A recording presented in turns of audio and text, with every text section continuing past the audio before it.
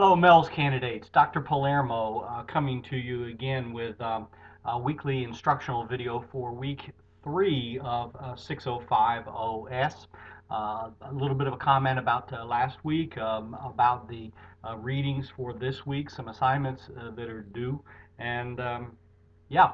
So as far as the dialogues last week, it was Hersey and Glickman stuff about motivation and adult learning.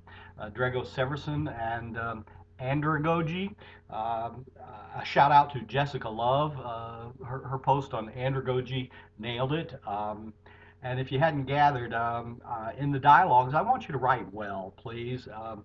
Communication is one of the dispositions that is important for the MELS program, and I will take off points if you've not addressed the dialogue post prompts. So please address the prompt and your best writing. So if that means that you need to cut and paste stuff from Word and check your grammar and spelling checks in Word first, do that.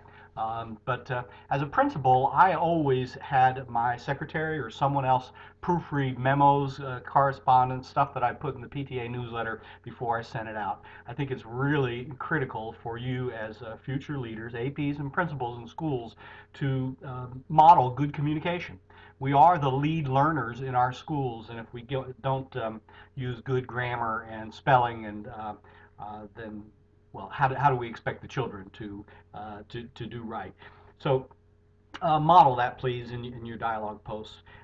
Week 4, you have some more readings and content, and I may have messed up on my chapters here, but it should be Hersey chapters 3 and 4, and Glickman chapter 6 this week, I think.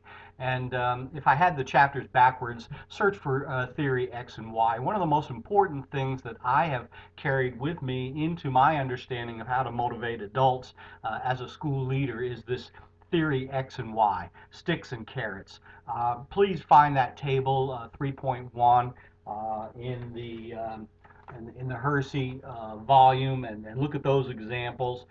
Spend some time thinking about Douglas McGregor and theory X and Y, and post an example of theory X and Y and when those might work for you in schools.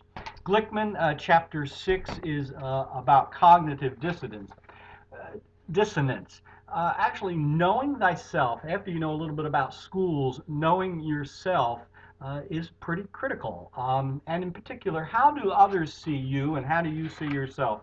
So in here, the supervisory behavioral continuum is important, but on 94 in my book is this Joe Harry window. If you've never heard of it, spend some time looking at that, please.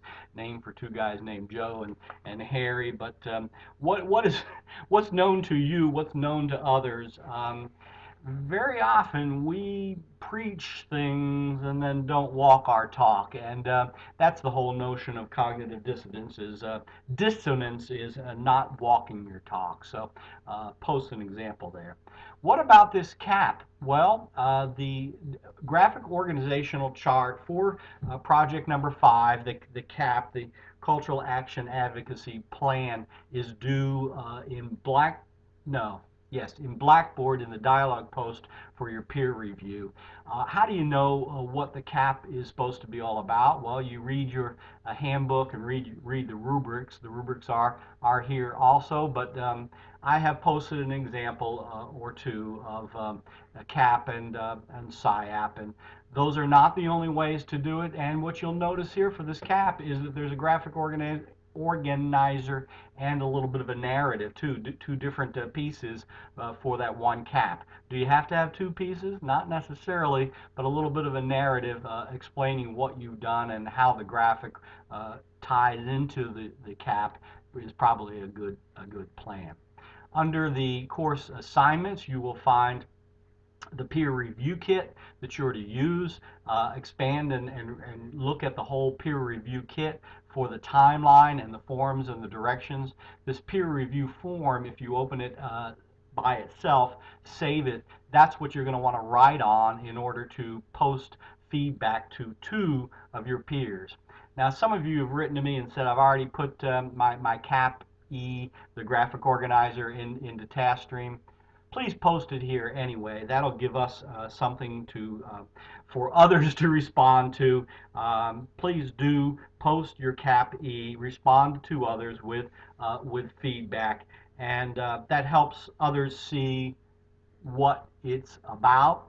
If you've already posted it and put it in TaskStream, if you're putting it here, it'll help us learn from one another, and also helps with the process of the peer review. So if you've already had that evaluated in TaskStream, put it in here. I hope that hope that we evaluate it the same way. That's part of the idea of the peer review process. So please do post those things. You have 2 readings and items, dialogues to post this week on Hersey and Glickman, but make sure that you get your CAPE into Blackboard for some peer review, and also then you'll have another week. Get it in there this week, and then another week to post some feedback to others. Thank you. That's it this week. Please write to me if you have any questions. You haven't been shy about that, so please keep that up. Keep me on my toes. And depending on your weather in your region, I hope that you're thawing out and getting back to school and able to keep up with this graduate work as well. Thank you from a cold Pittsburgh. This is Dr. P with your Week 3 message. See you next week.